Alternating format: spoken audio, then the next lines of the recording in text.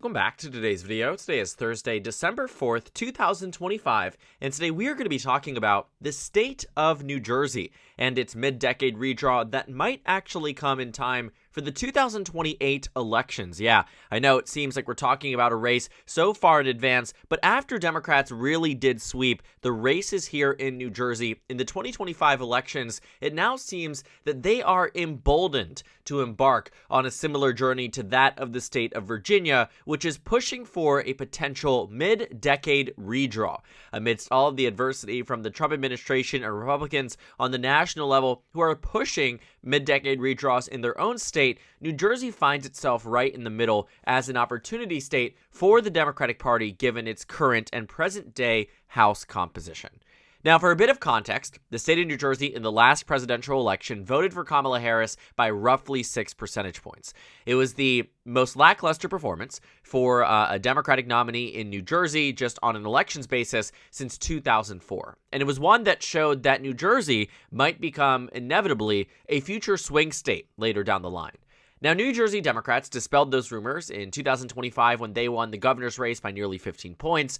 They clobbered the Republicans in the state assembly, and the numbers there just weren't adding up to be beneficial to the GOP really in any direction. None of the trend lines helped them. Demographic shifts went back to the Democratic Party to pre-2024 numbers, and all around it was just a crap show for the Republican Party in the state of New Jersey.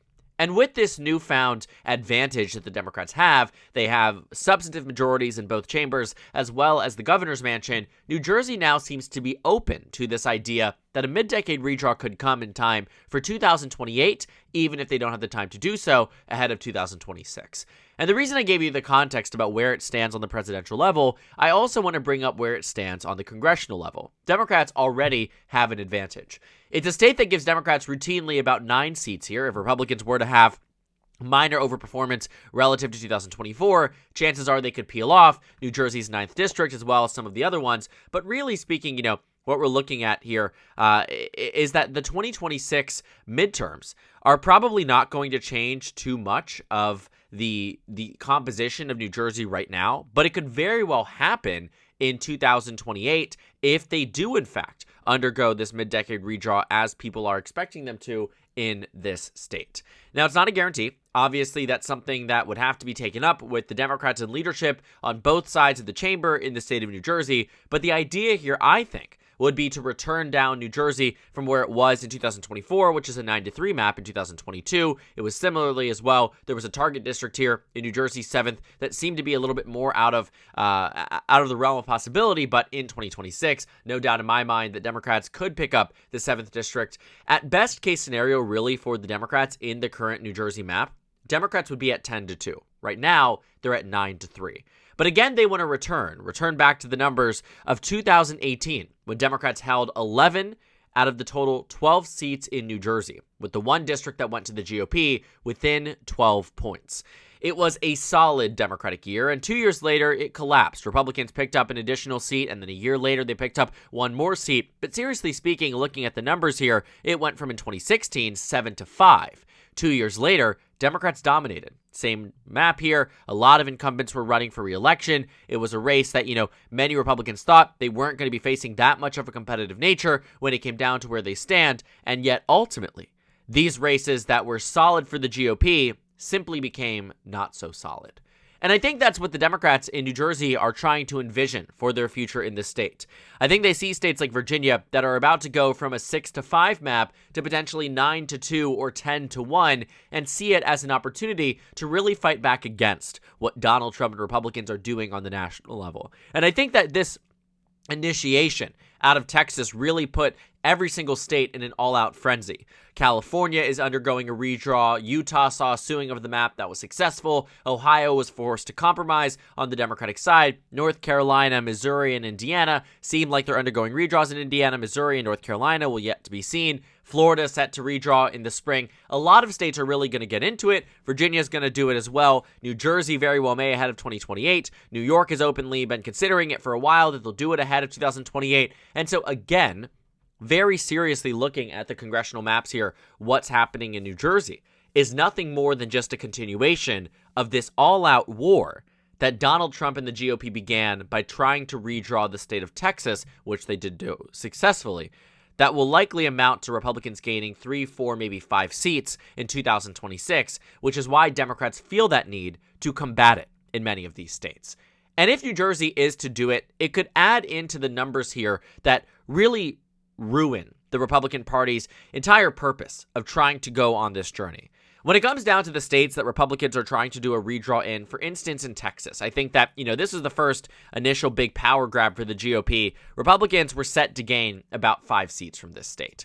They also went to Missouri, where they were going to get 1. They went to North Carolina, where they got another 1. They went to Indiana, where, they might be. It's a question as to whether or not they'll get that seat. In Ohio, in theory, they've gotten 1. So you can see here where the numbers start to add up, right? In Florida, Ron DeSantis is waiting for the VRA decision, because if the VRA and Section 2 of it is reimagined or completely overturned, Florida could go down to 1 or 2 Democratic seats. I mean, I kid you not, that's how serious the gerrymander could get. But in any reality, it looks like, Ron DeSantis will try to make these seats at least down to 3 to 4 seats. So Republicans, in theory, right, had Democrats taken the same playbook that they had run with for years of going for the moral high ground here and not combating the GOP, would have been down roughly, let's say, assume Indiana goes through, because if there was no pushback, I don't think these Indiana senators in the state Senate would even be opposed to this on that basis. But you have about, 9 seats already that would be guaranteed. Then out of the 3 to 4 in the state of Florida, you could be working with anywhere from 12 to 13 seats gained on the national level.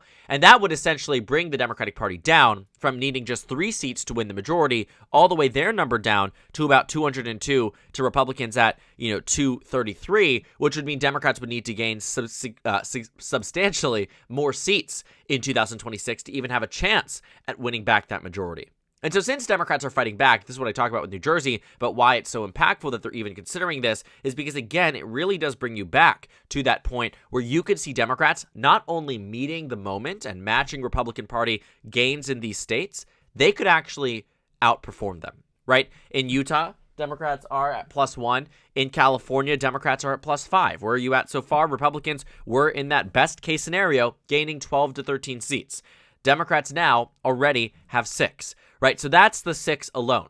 You look across the map, where else are Democrats targeting? Well, they're considering a redraw in Virginia. It seems to be an open secret that they're going to put this forth. They've already passed it in the state House of Delegates and the state Senate. It's going to go for a vote again with an even larger majority for the Democrats in the House of Delegates. Chances are it'll pass, right? Assuming that gets there, the citizens will vote on it. If it outperforms the same way the governor's race did, Prop 50 did in California, that's going to pass easily, maybe even by 15 points. That would put immediately on the map Democrats 3 or 4 more seats. That could bring Democrats gaining anywhere from 9 to 10 seats, bringing the total net for the Republican Party down to just 2 or 3.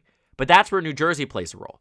New Jersey is considering a map redraw ahead of 2028. It may come in 2028 and give Republicans a net 3-seat advantage for 2026, but it won't make a difference enough that in 2028, it mitigates what Democrats are going to bring about them.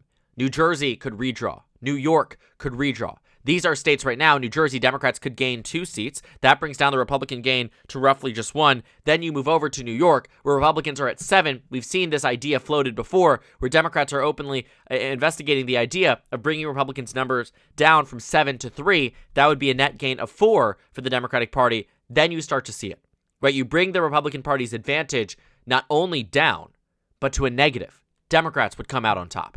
And God forbid for the GOP if Democrats decided to do even more. In Colorado right now, there's a ballot proposition ahead of 2026 allowing voters to make the decision, do you want to redraw the maps? Right now, they're 4 to 4. This is a state that Democrats in the 2020s have not won by less than double digits in a singular race. And looking at where we are right now, besides the Colorado Senate race in 2020, beyond that, governor, Senate, presidential, even Kamala Harris, when she lost all the swing states, won Colorado by double digits, and yet Republicans hold about half of the state's delegation. If the map is redrawn in a substantive gerrymander, the map could look more like 6 to 2 or 7 to 1. And with that, that would not only put Democrats up by 2 if New Jersey and New York redraw, but up by 6 or 7. And I'm not saying that to be funny. Seriously, I mean, you could be seeing a substantial gain, because that's what I was saying. God forbid Maryland and Illinois tag team it with Colorado. That's 4, 5, 6 points, 6 seats in those states alone that could be redrawn. to benefit the Democratic Party. And Republicans are, quite frankly, barring a Section 2 reversal from the United States Supreme Court, are running out of states to gerrymander. They have capitalized on it by redrawing, states like North Carolina. Tennessee only has one Democrat, and this district is protected, right? When you look at the districts in Kentucky, this district is protected, right? You have these districts here that maybe there could be an appetite for it, but even then, it would be on the margins, and I'm sure there would be some level of litigation that would strike it down ultimately. And I do believe at its core, the redistricting battle on the Republican side was never envisioned to get this far and this detrimental to the GOP. Otherwise, they never would have done it. It was short-sighted, lack of strong political instincts that led the Trump administration to embark on this journey that ultimately they may end up with a lot of negatives on the House side. And that's the problem for Donald Trump, which is that he was expecting this Democratic Party to capitulate, stand back, and say, you can do whatever you want to our maps because we have the moral high ground. Voters will say, it's wrong what you're doing in Florida, therefore in my New York toss-up district, I'm voting blue. Well, guess what? Democrats are now getting the best of both worlds, where the polling data says voters aren't punishing Democrats for responding to what they are doing on the congressional map. And when it comes down to the 2026 midterms, Democrats already have that upper hand. They don't need the moral high ground to win. If anything, it is serving to their detriment to continue to be in this belief set that the moral high ground gives victories amongst swing voters. Because it is a new age of American politics, and if Democrats are not willing to fight fire with fire, it is their house that is going to get burned. And looking at where we are on the congressional map here, it is a standstill because of decisions like New Jersey, because of decisions like New York, that there very clearly is an appetite for from both sides of the aisle. And as long as Donald Trump and the Republican Party continue to go state after state after state until Democrats are able to push back and show them there is a real, substantive, and meaningful reason to work on bipartisan legislature to end gerrymandering on the national level, because this will only end poorly for both sides, but one side cannot allow themselves to be steamrolled if the objective for them is to stop this problem in the first place. We are seeing a very, very strong and masterful gambit from the Democratic Party on this front, which is why they've been so successful in Prop 50, in Utah, in Virginia, because on the legislative front, they're winning over the legislators. On the people front, they're winning over the citizens. On the judicial front, they're winning over the judges. It's all stemmed back to one common denominator, and that is Governor Greg Abbott in Texas and President Donald Trump in the Oval Office. Decisions that they made that will be felt by Republican congressmen and women all across this country in 2026 and beyond, as we start to see more and more decisions out of states that aren't ideologically so lopsided in favor of the Democratic Party, but Democrats just so happen to control all of the chambers of the state's authority, could very well be embarking on a journey that helps the Democratic Party quite substantially in 2026 and beyond. And New Jersey is another state that now joins potentially the fight. We'll wait and see to see if it holds out after 2026, but only time will tell. So thank you guys so much for watching this video. Make sure to comment down suggestions below. Subscribe on the left if you haven't already, and check out the Instagram and Twitter. At the bottom left of the screen, there's also a Discord server for you to go ahead and join. On the screen, there's a video for you to watch, and then a playlist for my 2026 House election analysis videos. Again, thank you guys so much for watching, and I will see you all later today.